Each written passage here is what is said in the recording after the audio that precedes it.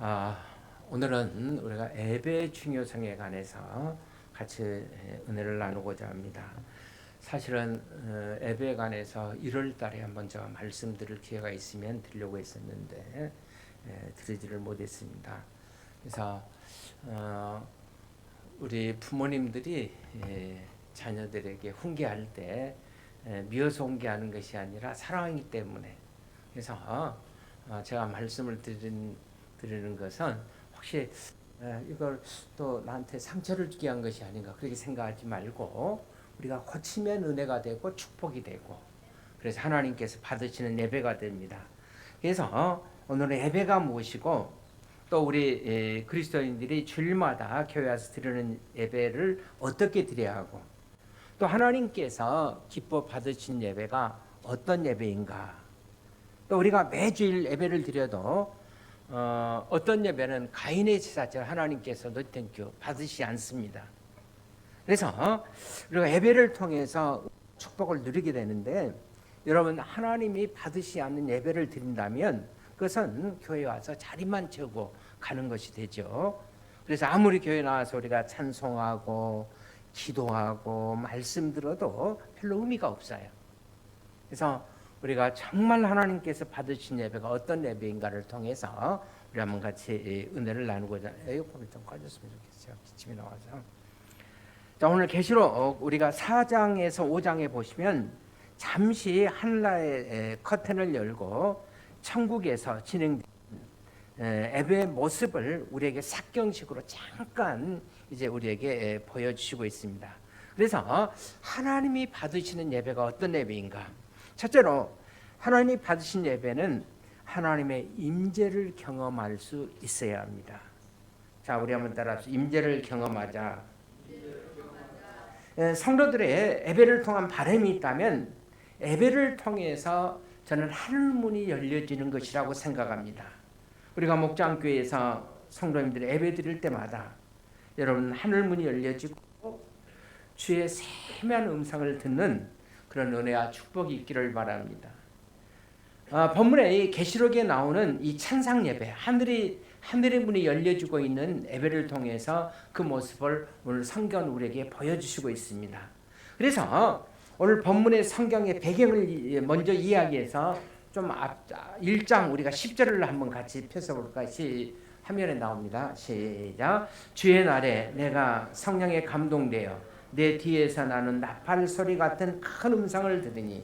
자, 사도 요한이 이제 주일날 성령이 감동이 되어서 지금 주의 음성을 듣고 있습니다.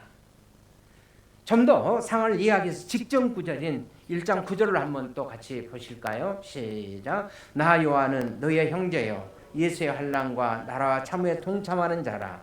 하나님의 말씀과 예수를 증언함으로 말미암아 반모라는 섬에 있었더니. 자, 로마의 당시 도미우스 황제가 이스라엘을 통치하면서 그들을 심히 기독교인들을 이제 박해할 때 사도 요한이 복음을 전하다가 붙잡혀서 이제 반모라는 섬으로 기항을 가게 됩니다. 기항을 가게 되었어요. 그가 비록 유배지에 기항 생활하고 있지만은, 자, 주일이 되자 그의 마음속에 예배에 대한 갈망을 억제하지 못하고 사도 요한은 하나님을 예배하기 위해서 엎드렸어요. 그때 오늘 성경에서 말씀한 사도 요한은 성령의 감동을 통해서 이제 하나님의 세미한 음성을 듣게 됩니다. 얼마 전에 우리가 같이 읽은 말씀의 배경입니다. 4장 1절에 여러분 무슨 일이 일어난지를 한번 다시 보겠습니다. 시작. 이후에 내가 보니 하늘에 열린 문이 있는데 그랬어요. 자, 하늘에 열린 문이 있는데 거기서 끝나지 않고 내게 들리던 어떤 소리, 나팔 소리 같은 음성이 그랬어요. 자, 그 음성이 어떻게 들려왔습니까?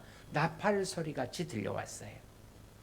우리가 정상적인 예배에서 은혜를 받으면 말씀을 통해서 우리의 마음속에 들려오는 나팔 소리 같은 소리. 오늘 드린 예배 속에서 꼭 같은 일은 나팔 소리는 아니지만은 내 마음속의 예배를 통한 세미한 주의 음성이 들려오고 있어야 하는 겁니다. 예배를 통해서 말씀을 통해서 하나님 정말 감사해요. 감사합니다. 이런 마음에 여러분 예배를 통한 감동이 있어야 돼요. 그러나 내가 비정상적 예배를 드릴 때, 내가 바른 예배를 드리지 않고 있다면 아마도 그런 예배 소리보다도 잡다한 소리가 내 마음속에 들려오게 될 겁니다. 어떤 분은 설교를 시작하자마자 잡다한 소리 휴대폰 문자 속으로 이제 카톡으로 빠져들어가요. 그래서 설교 듣지 않습니다. 또 심지어는 어떤 분은 설교 시작하고 5분도 안 돼서 또 수면 속에 빠져들어가는 분이 있어요. 어떤 목사님이 그렇게 얘기한 것을 들었습니다. 설교가 시작되자마자 그냥 수면 속으로 상태로 들어가니까 옆 사람 보고 좀 깨고 그랬대요. 그랬더니 그분이 나가면서 기분 나쁘게 얘기하면서 잠은 지가 재워놓고 얘 나보고 깨우라고. 여러분, 이런 예배는 우리가 성령 충만한 예배로 드리지 못한 예배가 아니겠어요? 그래서 사도 요한은 주일날 예배의 갈망을 억제하지 못하고 하나님 앞에 예배 드리기 위해서 엎드렸어요. 그가 하나님을 예배하던 굴이 오늘날도 이 밤모섬 한번 화면에 보시기를 바랍니다. 사도 요한이 기한 갔던 이 밤모섬이 잘 보존이 되어 있어요. 기도굴이죠. 자, 그가 엎드리는 순간 이렇게 하늘문이 열렸고 이제 하나님의 음성이 들려오기 시작합니다. 뿐만 아니라 오늘 우리가 같이 보셨던 계시록 4장 2절에 있는 말씀을 보시면 내가 성령에 감동되었더니 보라 하늘의 보좌를 베풀었고 그 보좌에 앉으신 이가 있는데 그랬어요. 그러니까 사도 요한은 예배를 통해서 이제 하나님의 보좌를 바라보기 시작합니다. 그리고 보좌에 앉으신 주님을 봐요. 그 주님의 거룩한 영광의 모습을 이제 목도한 것입니다. 여러분, 이것이 바로 예배의 영광이에요. 그렇습니다. 예배를 한마디로 말하면 하나님의 예배를 통해서 임재를 체험하는 거예요. 바로 하나님의 임재를 체험하는 것이 여러분 하나님 예배의 영광이라고 할 수가 있어요. 그래서 기독교 한 심리학자는 예배의 행복은 마치 어린아이가 엄마의 풍성한 젖꼭지를 물고 행복해하는 모습이 바로 예배자의 모습이다. 그렇게 비유로 말씀했습니다. 아기가 엄마의 얼굴을 바라보고 엄마가 자신에게 필요한 것을 공급해 주시는 것을 만족해하며 행복해하며 엄마의 얼굴을 바라보는 모습, 그것이 바로 여러분 예배의 영광이에요. 사랑하신 여러분, 우리가 이런 예배를 드리기 위해서는 무엇보다도 준비가 필요해요. 정말 예배를 사모하고 갈망하는 마음, 오늘 말씀을 통해서 하나님께서 내게 어떤 은혜를 주실까? 그리고 우리의 가정에 이런 기도의 제목이 있고 우리 자녀들에게 또 내 삶의 미래에 이런 기도 제목이 있는데 하나님 오늘 주의 종이 주시는 말씀을 통해서 내게 말씀해 주세요. 아멘 안 해도 하나님 내게 응답해 주세요. 이런 마음이 있어야 돼요. 정말 예배를 사모하고 갈망하는 마음. 그래서 겸손히 하나님 앞에 나와서 겸손하게 엎드리는 자세. 그리고 하나님의 정말 세미한 음성을 듣기를 간절히 사모하는 마음. 여러분, 이것들이 바로 예배의 필수적인 덕목이라고 할 수가 있습니다. 오늘 직전에 여러분 계시록 3장 22절에 그 옆에 있는 말씀을 한번 보십시오. 참된 예배의 가장 중요한 하나님의 요구라고 생각되는 말씀이 기록되어 있습니다. 3장 22절입니다. 시작. 기 있는 자는 성령이 교회들에게 하시는 말씀을 들을지어다. 자, 기 있는 자는 성령이 교회들에게 하시는 말씀을 들을지어다. 그렇습니다.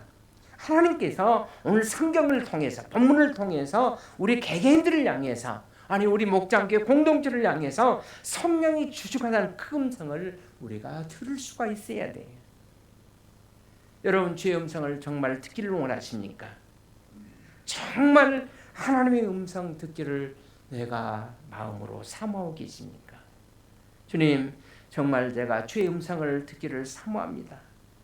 가난한 영혼, 방한 영혼, 오늘 삶의 현장에서 비틀기는 내가 주님의 음성을 듣지 않고는 내가 살아갈 수가 없습니다. 하나님의 음성을 듣기를 원합니다 하고 그 음성을 사모하며 엎드리는 자세, 여러분 이것이 바로 예배자의 자세예요. 그래서 우리가 찬송가 446장에 보면 그런 찬양이 있잖아요. 주 음성에는 참 기쁨 없도다. 나를 사랑하신 주 늘 계시옵소서. 기쁘고 기쁘도다. 항상 기쁘도다.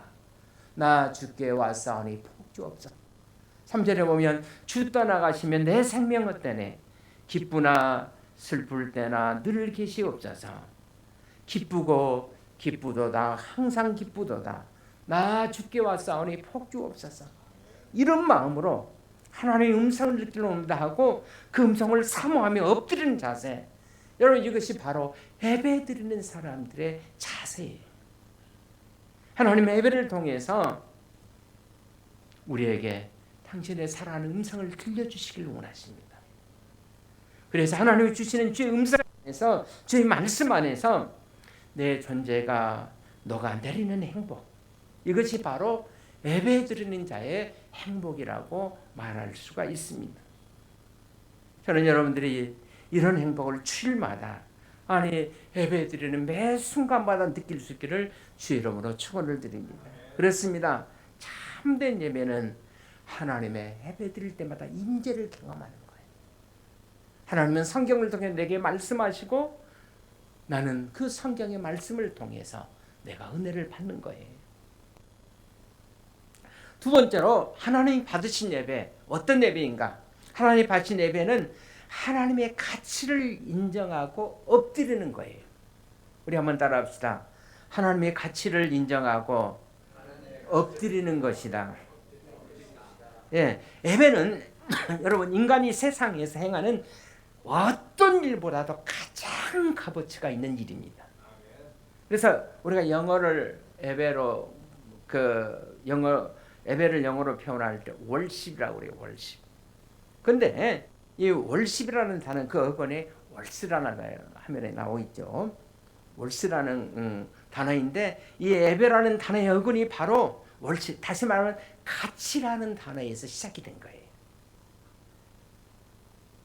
여러분 계시록 4장 우리가 다 읽어야 되는데 다 읽지는 못해서 10절에서부터 마지막 11절까지 우리 한번 같이 보실까요? 자, 여기에 신구약 시대를 대표하는 24장로가 보좌에 앉으신 하나님 앞에 엎드리면서 이제 고백하는 말씀이에요.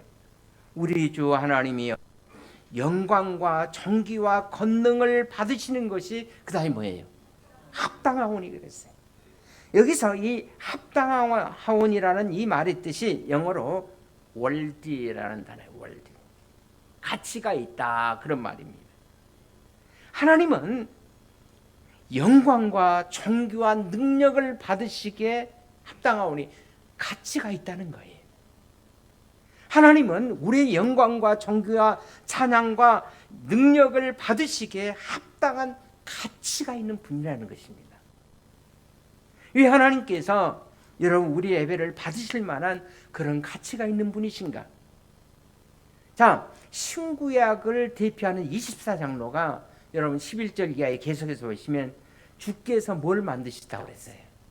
만물을 만드신지라 그랬어요. 주께서 만물을 지으신 창조자예요. 또 그것을 다스리시고 통치하는 분이시기 때문에. 자, 지금 사도 요한은 만물을 창조하시고 주신 그 엄청난 창조의 신 묵상하면서 지금 그 앞에 엎드리고 있는 겁니다. 여러분, 하나님이 만물을 창조하신 신비는 얼마나 놀라운 신비예요. 여러분, 현대과학이 최고로 지금 발달됐다고 하죠. 그러나 인간의 과학으로도 아직도 지극히 작은 일부분밖에 탐구하지 못한 하나님의 창조의 경외감이야말로, 그래서 우리가 그분 앞에 다시 엎드릴 수밖에 없는 거예요.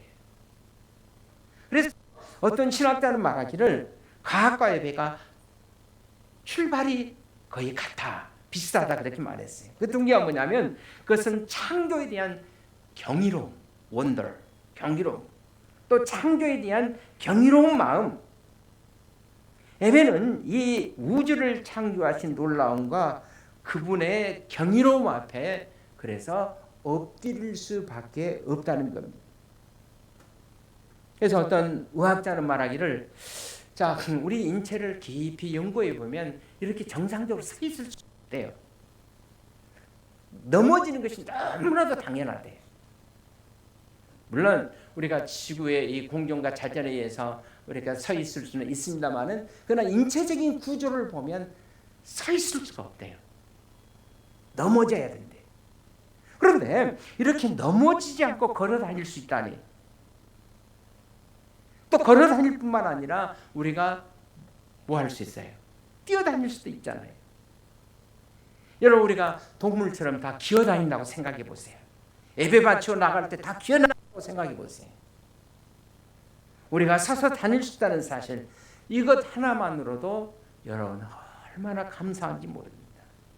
그래서 시편 기자는 이렇게 하나님의 은혜를 찬양해, 주께서 나를 지으심이 신묘막직하신 줄 그랬어요. 주께서 만물을 지으심이 얼마나 놀라우신지, 이 거대하고 놀라운 수수께끼 앞에 엎드려서 우리는 여러분 하나님을 찬양하지 아니할 수가 없는 거예요. 그렇습니다. 하나님은 그래서 우리의 찬양과 경배를 받으시기에 합당하오니, 정말 우리의 찬양과 경배를 받으시기에 가치가 있는 분이시라는 거예요.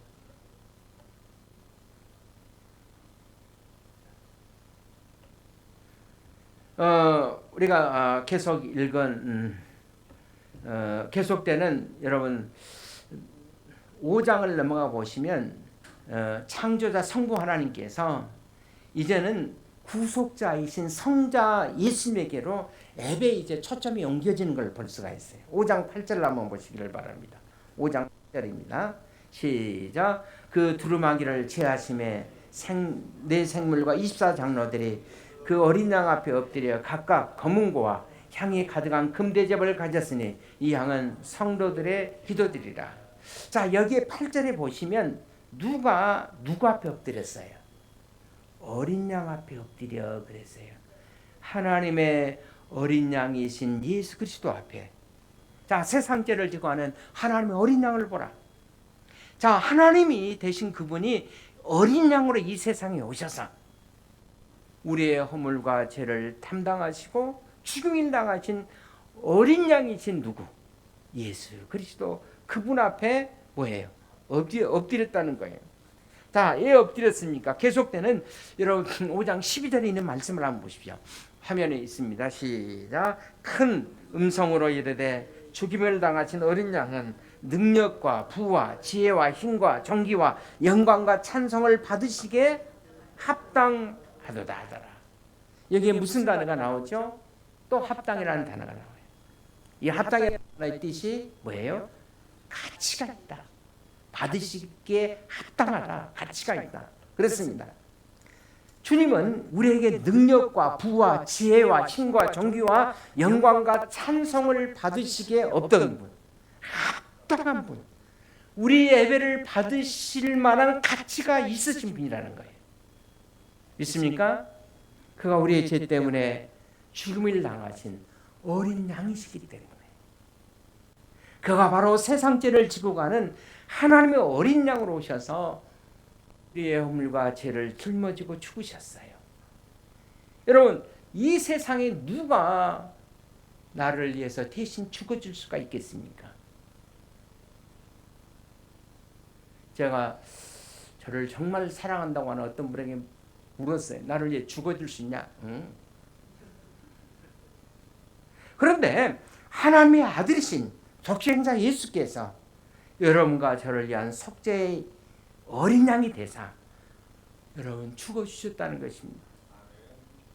우리를 죄에서 건져내시고 여러분과 저를 이 땅에서뿐만 아니라 영원한 천국으로 인도하기 위해서 그분이 대신 십자가에서 죽으셨다는 거예요. 우리를 대신해 속죄의 어린 양이 되신 예수 그리스도. 지금 본문에서 사도 요한은 지금 속죄에 대한 신비를 말씀하고 있습니다. 여러분, 속죄의 신비, 구속의 신비는 여러분 창조의 신비와 맞먹는 거예요. 하나님이 우주를 창조하셨어요. 이것도 놀랍습니다. 그러나 하나님이 나 같은 죄인을 살리기 위해서 예수님을 이 땅에 보내서 죽이시고 그 다음에 우리를 살려주시니까 우리가 그 예수님을 어찌 찬양하지 않고 견딜 수가 있겠어요. 찬송가 305장에도 보면 나 같은 죄인 살리신 그 은혜 놀라워 잃었던 생명 찾았고 광명을 얻었네. 이제껏 내가 산 것도 주님의 은혜라 또 나를 장차 본향에 인도해 주시리. 믿습니까? 이 속죄의 신비가 되신 그분 앞에 우리가 능력과 부와 지와 힘과 정죄와 영광과 찬송을 받으실 만한 가치가 있는 그분 앞에 드리지 않을 수가 없지 않습니까? 그래서 어린 양이 찬양을 받으시기에 가치가 있는 분이십니다. 자, 이 말씀이 바로 핸델의 그 메시아의 절정에 나오지 않아요? 자, 그 토요일날 하루 종일 설교 이제 성도들에게 아무래도 예배에 대한 참예배에 대한 말씀을 드려야 되겠다. 그래서 정말 기도하고 묵상하다가 이제 다시 정리하고 하루 종일 정리했어요. 9시부터 시작해서 집에 이제 제가 갈 때가 한 8시 반쯤 제가 갔습니다. 사무실에 계속 앉았다. 제가 조금 있어 보니까 애나도 오고 애나 엄마도 오고 또 누구지? 아마 추모기가 온 것 같아요. 그리고 이제 차를 타고 왔는데 그 YTN 차량에서 아마 그 아나운서가 예수를 믿는 것 같아. 여러분들에게 핸델의 메시아를 제가 한번 들려주고 싶은데 제가 자주 들려드렸기 때문에 오늘은 스바이 왕의 찬양을 들려드리겠습니다. 그래서 그것도 이제 기독교 찬양 아닙니까? 여러분, 모든 그 기독교인의 절정의 찬양에는 반드시 뭐예요? 핸델의 메시아가 등장해요. 여러분, 왜 우리가 예배합니까? 예배가 뭡니까? 하나님의 하나님 되심의 가치를 인정하고 내가 그분 앞에 엎드려 경배하는 거예요. 여러분, 하나님은 정말 놀라우신 분입니다. 그분은 창조자이시고 그분은 우리를 구원해 주신 구속자이십니다. 그래서 우리가 그분 앞에 엎드리는 거예요. 이것이 바로 뭐예요? 하나님 앞에 드리는 예배예요. 여러분, 참된 예배는 언제나 우리의 드림의 정신이 반영이 되어 있어요. 예배를 드리고 찬양을 드리고 기도를 드리고 주님 앞에 내 사랑을 드리고 정성스럽게 위한 헌금을 드리고, 왜냐하면 그분의 너무나도 크고 넓으신 기쁘신 여러분 하나님의 가치를 우리가 알기 때문에 그렇습니다. 그것이 바로 하나님 앞에 드려지는 예배. 세 번째로 하나님이 받으실 만한 예배는 하나님의 품성을 담게 하는 특권이에요. 여러분 4절에 한번 보십시다. 시작. 또 보좌에 둘러 24보좌들이 있고 그 보좌들 위에 24장로들이 흰옷을 입고 머리에 큰 면류관을 쓰고 앉았더라 그랬어요.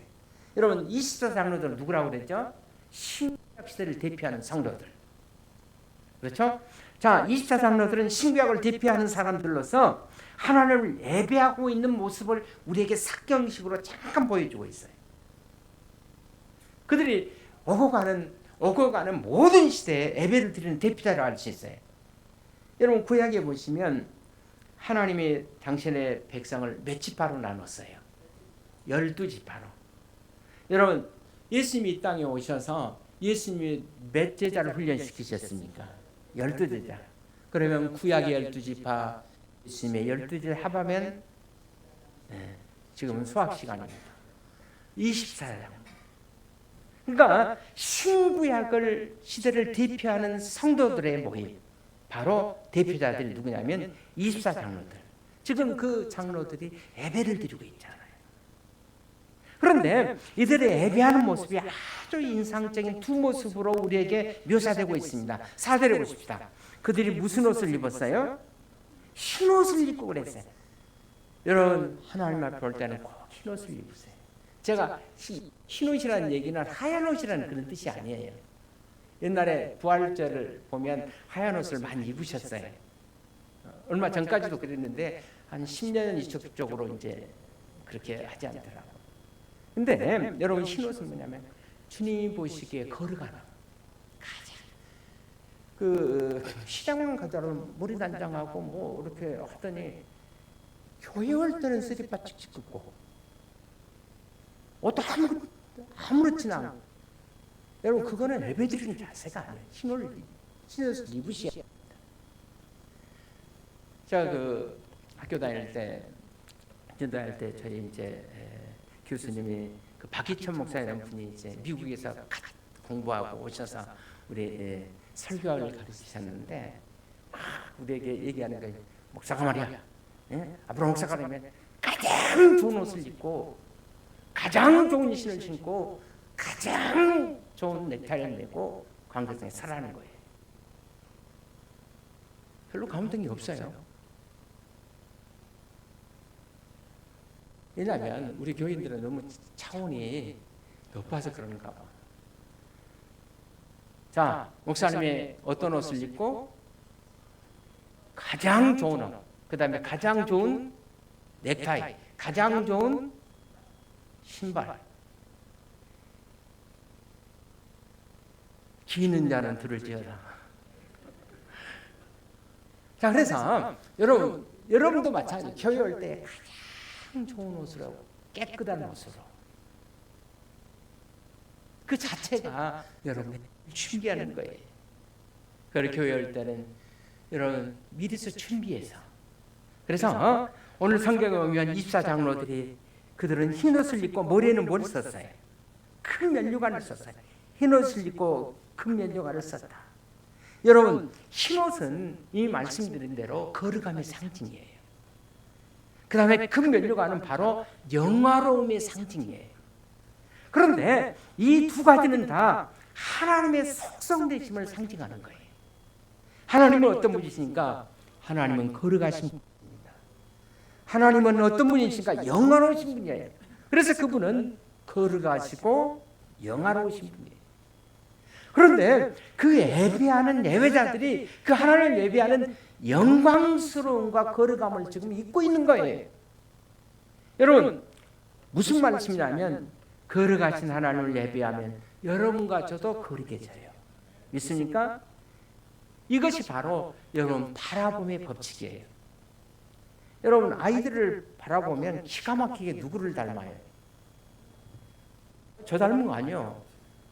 누구 닮죠? 기가 막히게 부모를 닮다고 그러잖아요. 부부도 같이 오래 살다 보면 어떠다고 그러죠? 닮다고 그러잖아요. 이것이 바로 여러분 바라봄의 법칙이에요. 정말 내가 주님 사랑하고 주님 바라보고 그러면 내가 누구 닮겠어요? 주님 닮은 거예요. 내 마음속에 간절한 소망을 가지고 내가 주님 바라보면 주님이 허락하신 거예요. 여러분 우리는 우리의 시선을 고정시키는 대상을 숙명적으로 담게 돼 있어요. 하나님은 거룩하십니다. 이 거룩하신 하나님을 내가 날마다 바라보고 말씀으로 살면 우리가 어떻게 됩니까? 우리도 거룩해지는 거예요. 내가 거룩하니 너희도 거룩할지어다. 여러분 구원 사람들에게 두 가지 숙제가 있어요. 우리가 구원받고 예수를 믿으면 교리적으로 하면 여러분 우리가 의롭다함을 받는다고 합니다. 그러나 의롭다함을 받은 사람에게 두 가지 신학적인 단계가 있어요. 하나는 첫 번째는 의롭다함을 받으니까 예수님 닮아 하나님 닮아 거룩해지는 거예요. 이 거룩해지는 단계. 그래서 지금 24장로들이 성화의 단계예요. 흰옷을 입었다는 것은 성화. 이걸 우리가 뭐 영어로 sanctification이라고 그러는데 성화의 단계. 여러분 이 성화가 이제 완성의 단계에 이르면 glorification. 다시 말하면 영화의 단계라고 그럽니다. 영화의 단계. 영화 큰 면류관을 썼잖아요. 여러분, 하나님은 걸어가시고 영화로우신 분이에요. 이 걸어가시고 영화로운 그 하나님을 바라보고 내가 정말 진심으로 예배하고 있다면 저와 여러분이 어떻게 된다고요? 걸어가고 영화롭게 된다는 거예요. 이것이 바로 여러분 성도의 특권인 줄로 믿습니다. 여러분, 내가 거리게 지려고 몸부림친다고 거리게 지나요? 절대로 거리게 지지 않습니다. 그러나 여러분, 거리게 지는 것은 단순한 비밀에 있어요. 내가 열심히 하나님 바라보고 살면, 믿음으로 살면 이게 되는 거예요. 어떻게 바라봅니까? 뭐를 통해서? 예배를 통해서. 여러분, 예배를 즐기하면 하나님 닮지 않아요. 여러분, 예배를 단순하게 정의하면 여러분, 예배는 하나님을 바라보면서 그분을 찬양해 드리는 것. 그래서 하나님 바라보고 하나님 앞에 내 기도를 올려드리는 것. 여러분, 이런 예배를 즐겨하면 여러분과 제가 하나님 닮은 줄로 믿습니다. 어느 날 내가 걸어감으로 큰 밀려관을 쓰고 주님 앞에 서 있을 주님의 기쁨. 그래서 주님께서 나를 바라보시면서 뭐라고 했어요? 너 정말 나 쏙 빼닮았구나. 그러지 않겠어요? 저는 이것이 바로 하나님의 기쁨일 거라고 생각합니다. 그렇습니다. 예배는 하나님의 품성을 담게 하는 특권입니다. 이제 마지막 결례로 말씀드렸습니다. 어떤 예배를 받으시는가? 예배는 하나님의 인도함을 경험하는 축복이에요. 자, 계시록 이제 4장 5장에서 사도 요한은 천상에서 드려지는 예배를 지금 잠깐 우리에게 보여주시고 있어요. 그런데 예배가 어떻게 끝납니까? 5장 마지막 부분을 보십시오. 13절 14절 우리 한번 다 같이 한번 보실까요? 시작. 내가 또 들으니 하늘 위에와 땅 위에와 땅 아래와 바다 위에와 또 그들 가운데 모든 피조물이 이르되 보좌에 앉으신 이와 어린 양에게 찬송과 정기와 영광과 권능을 세세토록 돌릴지어다 하니 내 생물이 이르되 아멘 하고 그랬어요. 장로들은 엎드려 경배하더라 그랬어요. 그러니까 5장 14절에서 이제 천국의 예배가 마무리되는 뭐로 끝나죠? 마지막에 아멘으로 끝납니다. 물론 우리가 예식으로 예배를 마칠 때는 축도로 끝날지 모르나 그러나 이것이 예배의 마지막이 정결이 아니에요. 주님이 자 받으신 예배는 예배 시간에 정말 내가 사랑하는 주님을 통해서 세미한 음성을 듣고 그리고 하나님의 임재를 경험하는 사람들은 그 예배가 어디로 옮겨집니까? 일상생활로 예배가 옮겨져 삶에 주신 그 말씀이 삶에 적용이. 지난주에도 잠깐 말씀드렸는데 주일날 와서 할렐루야 아멘하고 은혜 받고 그냥 그 순간에 거기서 끝나버리면 이거는 진정한 예배가 아니에요. 여러분, 야구장이나 축구장에서 막 3만 5만이 모여가지고 빨리 하다가 축구 끝나고 야구 끝나면 아무것도 아니잖아요. 가서 그 간격 가지고 1년 내내 삽니까? 한 주간 내내 삽니까? 아니요. 끝나자마자 동시에 다 없어져요. 근데 예배는 아니에요. 주일날 내게 주신 말씀이 담았다면 이제 이 말씀을 삶의 현장으로 가지고 가서 어떻게 돼요? 적용을 해야 돼. 이제 주일날 예배 시간이 끝나버리는 것이 아니라 이 말씀이 삶의 현장에 가서 하나님 이렇게 한 주간에 내게 이 말씀을 주셨는데 하나님 내가 이 말씀대로 살리로라. 내 삶에 이런 기도의 제목이 있습니다. 우리의 자녀들의 이런 비전이 있습니다. 우리의 이런 꿈이 있습니다. 하나님 이 말씀대로 기적을 주세요. 그때 말씀을 통한 기적의 삶의 현장에 예배가 바로 삶의 현장에서 여러분 이루어지는 거예요. 그래서 그 삶을 가지고 와서 우리가 목장에 승리로운 것은 우리가 같이 축복해 주고 연약한 성도 나도 처음도 저렇게 승리할 수 있다면 나도 살 수 있다 힘을 주고 또 부족한 것은 우리가 같이 서로 목장에서 나누면서 기도해주고 축복해주고 다시 세워주고 나 혼자의 기도보다는 두세 사람의 기도가 훨씬 낫지 않아요. 한 주간 기도해주고 여러분 이것이 바로 우리의 삶의 현장을 통해서 예배가 제대로 이루어지는 거예요.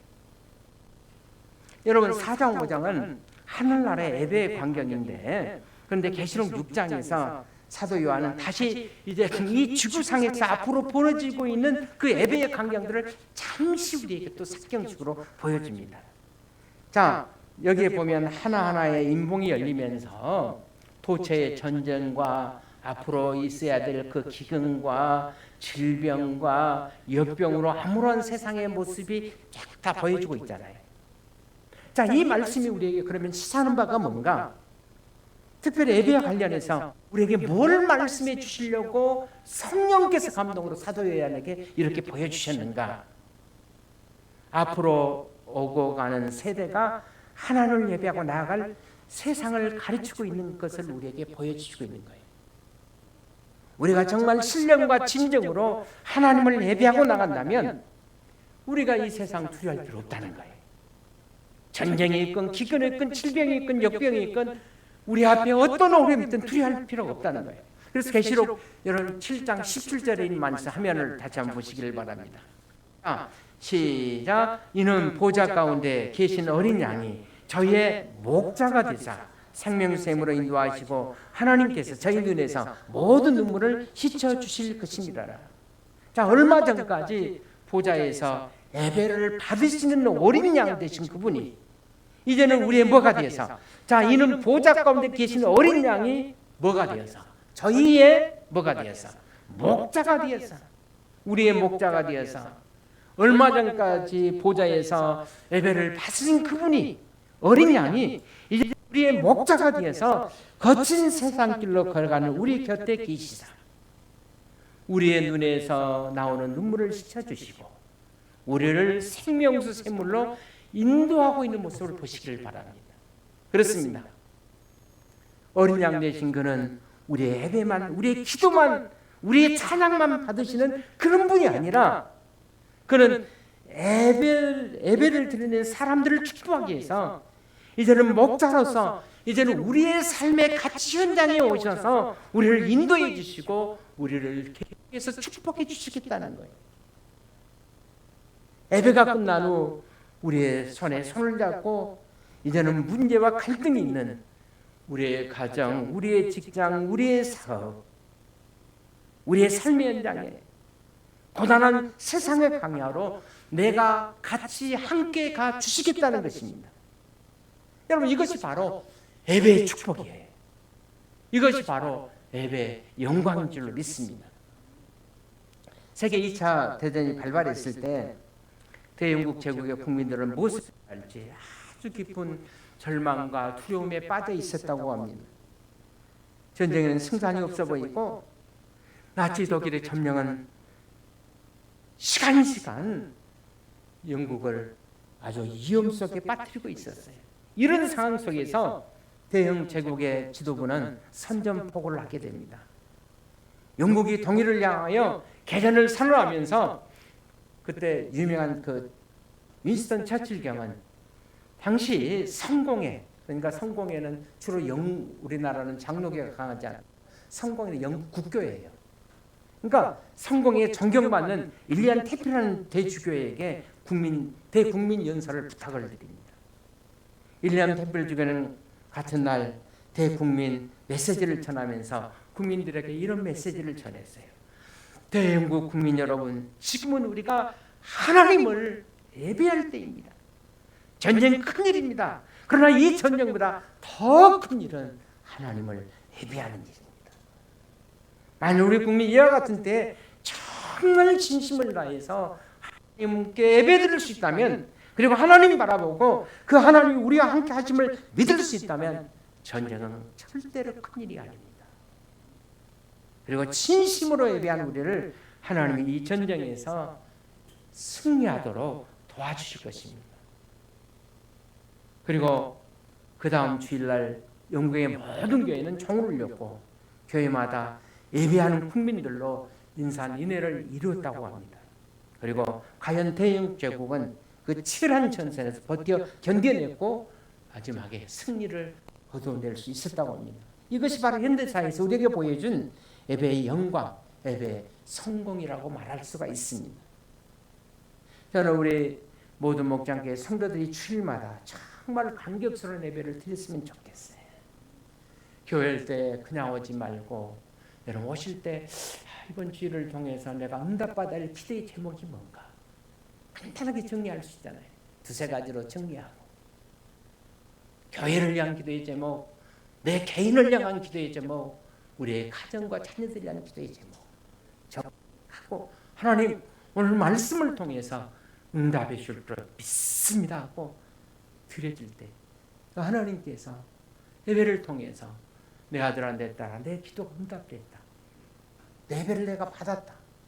이런 음성을 우리가 들을 수가 있지 않겠어요? 자, 우리 목장교회 성도님들의 평생 이렇게 준비된 예배를 통해 하나님의 영광 돌리기를 주의 이름으로 축원을 드립니다. 우리 한번 기도하겠습니다. 하나님 아버지